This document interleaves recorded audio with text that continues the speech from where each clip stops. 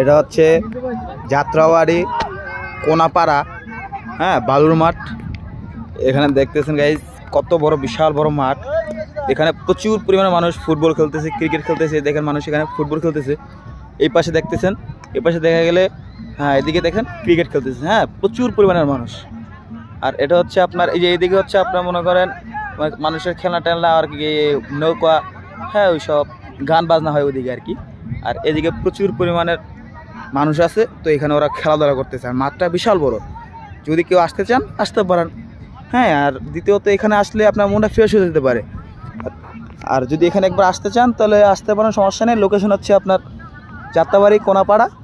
হ্যাঁ, এখানে আসলে কারে বললেই দেখা দেবে যে আমি বালুমাঠ যাব বা মিনি কক্সবাজার যাব, তাহলে আপনার এখানে এনে দেবে আর কি। হ্যাঁ গাইস, আজকের জন্য এতটুকুই।